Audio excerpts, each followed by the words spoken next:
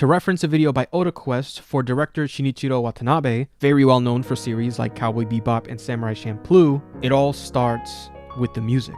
From Macross Plus to Space Dandy and Kids on the Slope to Carolyn Tuesday, if you've seen any of Watanabe's works, there's no way you can have a conversation about them without giving praise to their soundtracks. And that's because their stories are woven by their respective genres of music. Samurai Champloo is no exception.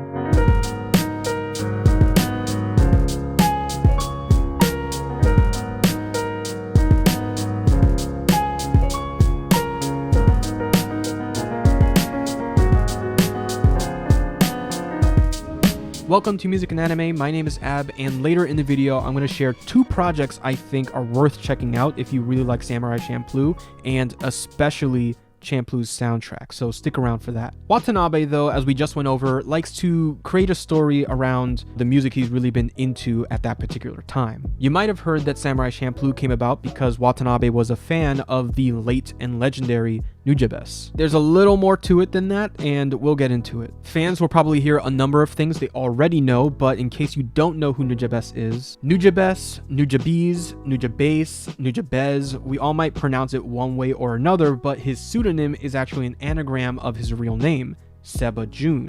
It's just backwards. Seba Jun, Nujabes.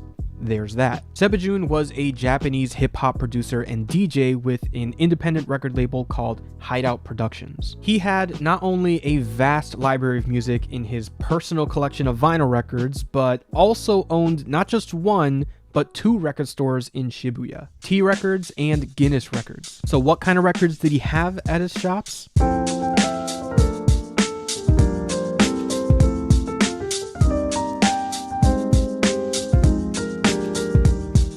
Pace Rock, one of Jun's closest friends who you can also hear on Yes and City Lights off the album Spiritual State, spoke about the dynamics of record shops in Shibuya, saying, "Each record shop in Japan has had its own sort of style and flavor. They're all gone now, but back then it was an identity for each store.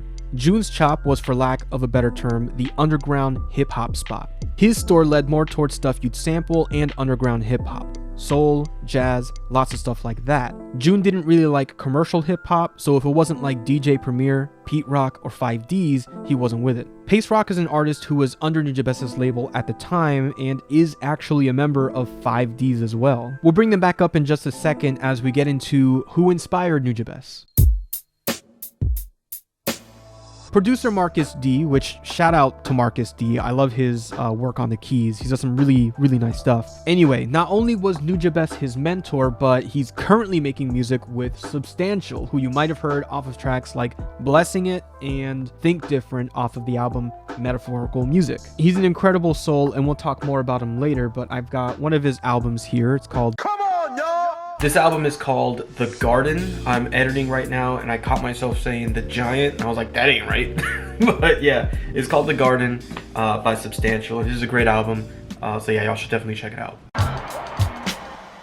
Beyond the Stage, that's a really good one there. But anyway, Substantial, blessing us with his music. But anyway, Marcus D on who inspired Nujabes, or rather who shaped Nujabes' sound, saying there were four people specifically.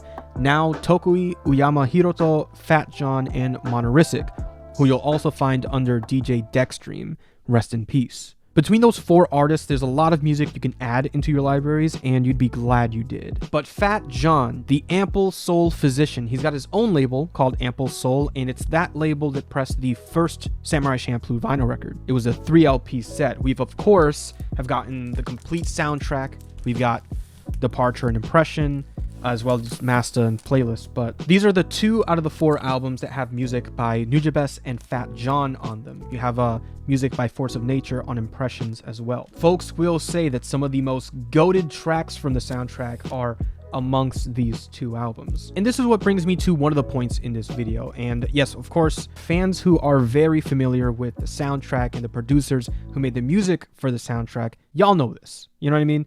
But more often than not, when you think of the artist or the producer who's credited for the music of Samurai Champloo, you're gonna hear Nujabes. And not any of the other producers. It might be an anecdotal thing. It might just be, from what I see and stuff like that. But let me know how it is on your end, whether you also just see that people just mention Nujabes in reference to Samurai Champloo and stuff. And it's fine. It's understandable because anime openings and endings, which are things that people pay attention to the most, Nujabes has the anime opening and endings for Samurai Champloo. We got Battle Cry and Shiki no Uta with Minmi. And of course, amazing songs, great stuff. Focusing on these two albums, there's a commonality between them. That's Nujabes and Fat Jon. This man right here was a big influence on Nujabes. So much so that he started playing flute because he found out Fat Jon played flute. Substantial, a collaborator, MC, and producer, he also had music under Hideout Productions. He spoke on that, saying, Jun was always digging for new music and was a huge Dilla fan. He was also a big fan of Fat Jon. He started to play flute because he found out that Fat Jon played flute. I would say that the greatest artists usually keep great company, and almost always are influenced by those they work closely with. Both ways. You can hear a difference in Jun's music prior to working with me, that's Substantial, and after. Same thing with when he and Funky DL collaborated. Funky DL was Nujabes' first collaborator. And same thing with his collaboration with Fat Jon especially. Now this quote isn't from this interview I'm about to mention, but if you wanted to learn more about Substantial's journey with Nujabes, how he met him, and just all that, he talks quite a bit about it at the 5E Gallery in Detroit. There's a video on that. I'll put it in the description. But same thing in his collaboration with Fat Jon, especially, right? It's this word especially that's really emphasized here, or I want to emphasize. We already know that Jun is a big fan of 5Ds. Mentioned them earlier, bringing them back. This is a hip hop group that Fat Jon is also in alongside Pace Rock. He composed, arranged, produced, performed, and mixed music for 5Ds. Nujabes even remixed one of their tracks off of their album Cool Motor, and this is their track Latitude, which you'll also find in Metaphorical Music.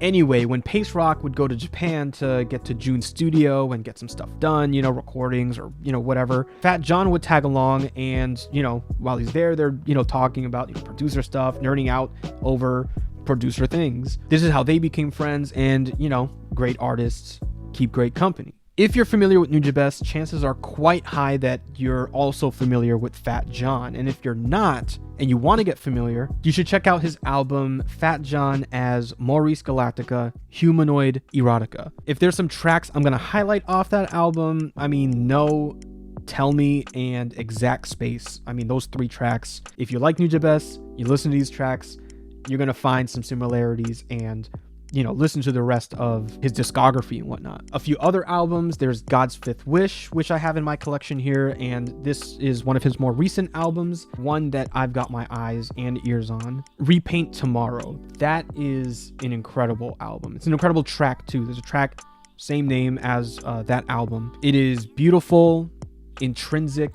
It's one hell of a track. But you want to hear about Samurai Champloo and how they got involved. Samurai Champloo. Let's take it all the way back to Watanabe, the director and creator of the series. How did he land on these 4 producers? Or 5, because Force of Nature is a duo.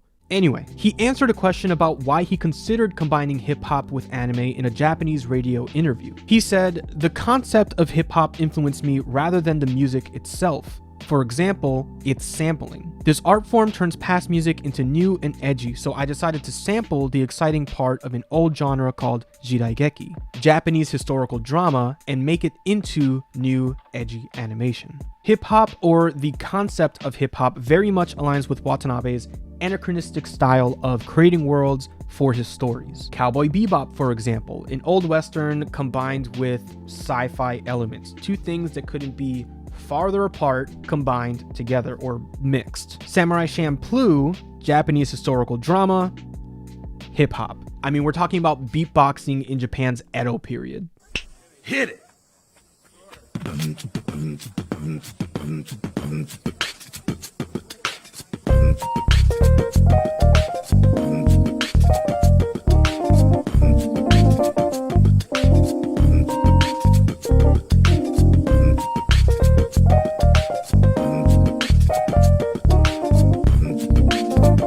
What you're hearing me attempting to play over Afra's beatboxing here is Tsuchie's Raw Material. This is a track out of Masta, and this one's got music by Force of Nature and Tsuchie on it, and evenly split as well. Like on one disc, it's all Force of Nature, other disc, all Tsuchie. Also, tell me if I'm pronouncing that right or wrong. I don't know. I've been saying Tsuchie. I'm thinking about it in Japanese characters, and I'm thinking Tsuchie. If it's Tsuchi, I don't know. Tell me how you pronounce that, or if I'm pronouncing it wrong.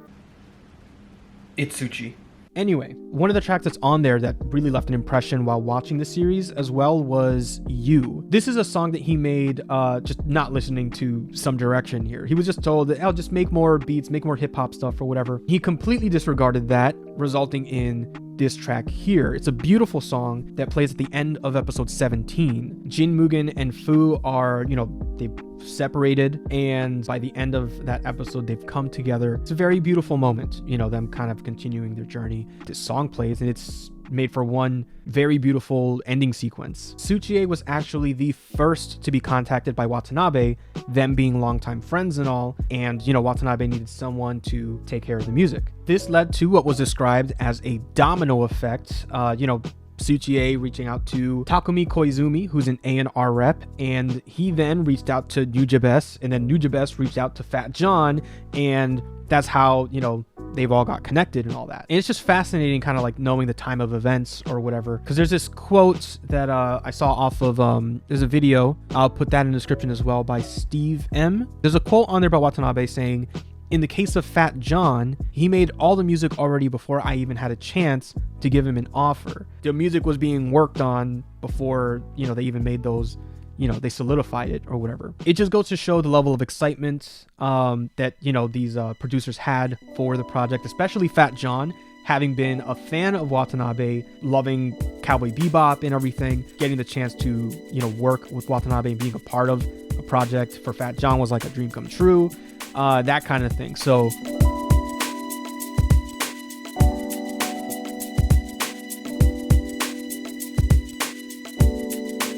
all this is, I mentioned earlier that those who are fans of Nujabes, chances are you're most likely fans of Fat Jon already and everything. But again, for those who've only ever affiliated Samurai Champloo with Nujabes and vice versa, hopefully this just helped to at least acknowledge that it's, more than just Nujabes who worked on the soundtrack and, help make it what it is. This is also in no way to discredit what Nujabes contributed to not just Samurai Champloo's soundtrack, but, the livelihood of those who had the opportunity to work with him, inspire him, and be inspired by him as well. It's just to help attach all of these other names, all of these other producers, these MCs, these rappers, these styles of music even that helped him grow and become, the producer that he was. This lines with something my father told me when I was a kid, and that was, "Tell me who your friends are, and I'll tell you who you are." We all say Nujabes is legendary, of which he is, so what does that make his friends? These are folks keeping his legacy alive through working legacies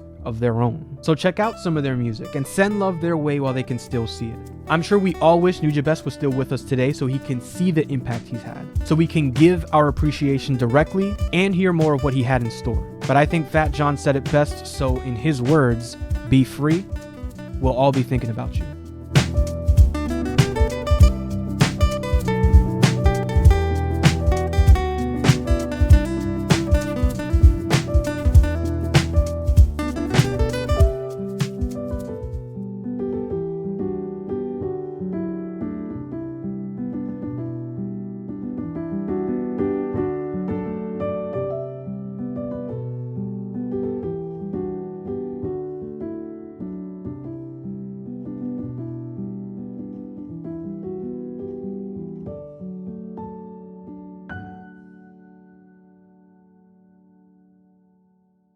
Before getting into some dope stuff by dope people, I just want to thank my good friend Sean Lavigne on the guitar there, because yeah, just absolutely killed it. I tried doing it myself and everything, and I just didn't have the time to, practice and really get it down. And who am I kidding? I could not play that as good as he did. Hope you guys enjoyed that. And now for the extras. In the beginning of the video, I mentioned that if you like Samurai Champloo, or like, the soundtrack of Samurai Champloo, that you'll like these projects. This one I mentioned in one of my previous videos. This is Tephlon Funk, created by a Mr. Stefan Tephlon Mateer, along with 2 illustrators. I'm not going to spend too much time on this, but he got Fat Jon to make the music for his manga-inspired graphic novel. I was talking about how I feel that people should make music for manga as well, like they used to back in like the 80s and stuff like that, because it just gives you a good sense of like the world, the atmosphere of, you know, the story and that kind of stuff. And it seems to be both of these projects are things that, you know, these illustrators, creators, you know, writers and stuff like that are doing. The vinyl record did come with a small sample booklet of the story of Tephlon Funk, and since then it's out now, and this is volume 1 of the story of Tephlon Funk. Check that out. And again, the music for this, Fat Jon, he produced 2 volumes of music for this. Volume 1 is a free tape, volume 2 is a dope tape. There are some awesome tracks for that. I'll play you a little bit of one of my favorite tracks off of the free tape right now.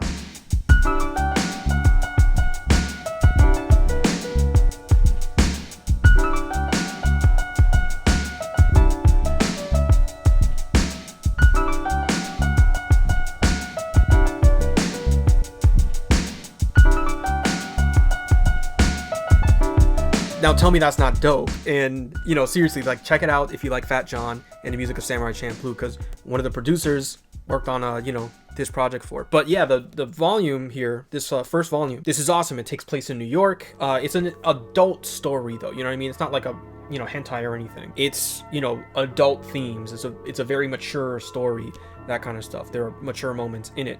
But there's a lot of music inspirations riddled throughout the you know, book and everything as well. Not just with, you know, stylistically the way it looks. I mean, the cover looks like a jacket for a vinyl record with like ring wear on it on both sides. In between chapters, there's a vinyl record with the chapter names. There's like the track lists and stuff. It's awesome. Just real quick on the story though, if I'm reading a synopsis, says the illest graphic novel is taking you back to the 90s. That's right, you know, us 90s kids, we know what's up. The story is a teenager from the inner city has her life turned upside down when she discovers a new drug that's gaining notoriety in the streets of New York City. I grew up on the East Coast, so when I flip a page and see a bodega, it's just, you know, it's just home to me, you know? Now, no spoiler or anything, but I will say that there is a moment, there's a shift in the story hinting at how this drug Tephlon Funk got into the hands of people and stuff like that, and it reminded me of like Death Note. It gave me like a Death Note vibe kind of thing, and yeah, anyway, all I know is these characters are dope and they've got a dope soundtrack to go with this story and stuff as well. One last thing on the vinyl record. Now again, this is a free tape. Volume 2 is the dope tape. Stefan is going to be working on getting that volume 2, you know, the dope tape pressed on vinyl someday, you know what I mean? Keep up with what's going on with Tephlon Funk and Stefan Mateer, and, you know, sure enough, whenever one happens, if it happens, you know, you'll know. And good job, David Taco, on the Fat Jon illustration there, you know what I mean? It really looks just like him. It's great. So what is this behind me? I mean, we have Tephlon Funk with Fat Jon, you know, producer, friend to Nujabes and everything. We got another producer, friend of Nujabes here. This is Animal Arithmetic. The music's produced by Substantial. This is a project I've been loosely following over the past year. Popped up in my radar. I saw, I was like, oh man, this looks sick and everything. Time passed or whatever, and I got back to it. I'm so glad I was able to get the vinyl record. Really happy to say they have my support. But what is Animal Arithmetic? This is a story with illustrations, like the art and everything, created by Kenya Danino, also known as KDFoxx, and immediately recognizable through the masks that are representative of more than just what some of the characters wear in her story, but also just there's a whole meaning behind the mask and everything. There is a whole interview with her and Substantial on Substantial's channel, just talking through it and everything. I'll link that in the description. Definitely check it out. A whole bunch of like insight as to a whole bunch of stuff with Animal Arithmetic. But keep looking back at it. Let me just get this real quick. So this art is dope. I'll get into music in just a second, but one of the first things that really stuck out to me with this project was just, again, the artwork. It is so dope. Like, it reminded me of a number of things. Like the logo itself, I don't know about you guys, but when I looked at the logo, it reminded me of like Metal Gear Solid. Like, if you've seen like the illustrations of Metal Gear, like how it's like, you know, a lot of like detail, sharp edges, that kind of thing or whatever. It just gave me, you know, that feel, which is just already awesome when we're talking about Metal Gear Solid here. But if we're talking about other games, I mean, just some of the character artwork here, both the beast in the back and the character in the front there, all this gives me like Guilty Gear vibes, which is awesome. The whole animal aesthetic with like the fox and everything. I mean, y'all know I like, you know, Wolf's Rain and stuff like that. But there is another manga I think there's an anime for it too. I'll have it right here, you know what I mean? In terms of illustration and stuff, this is one of KDFoxx's inspirations alongside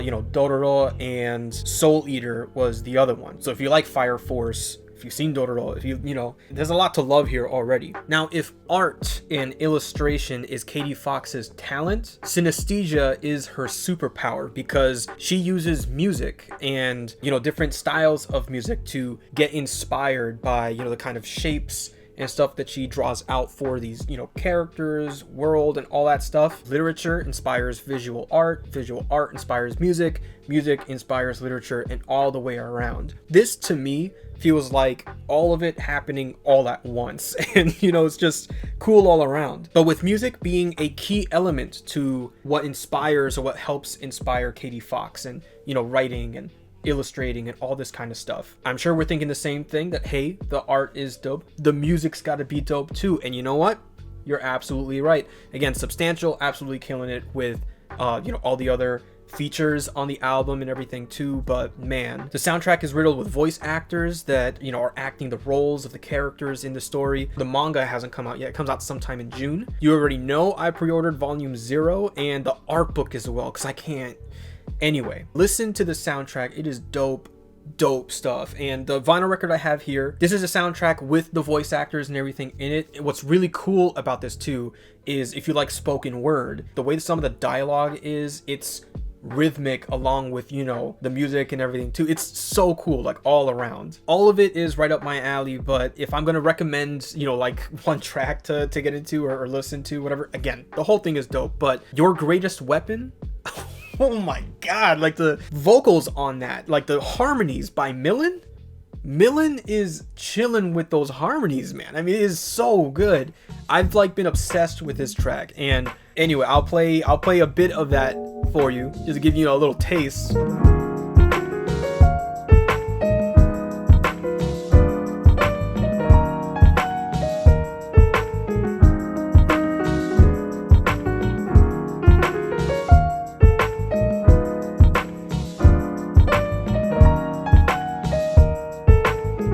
I'm telling you right now, what I'm playing there doesn't give the track justice. I mean, you gotta listen to that. It is incredible. But yeah, Tephlon Funk, Animal Arithmetic, this is dope stuff made by dope people. Check it out. I mean, everything about them. But yeah, I hope y'all enjoyed this video. And if you know Tephlon Funk and Animal Arithmetic, if you've been following these things and you're also excited about them, let me know in the comments, you know? Or when you do check them out, come back and let me know. Tell me some of your favorite tracks, not just by, you know, Fat John and Substantial, but Nujabes and Funky DL, which, I mean, you gotta listen to Jazzmatic. That just, all three of them. Like, that stuff is amazing stuff from Funky DL there. I look forward to reading what you have to say. I've said enough here, so keep on listening to the music that make these stories and anime so great. I will see you in the next video. Thank you.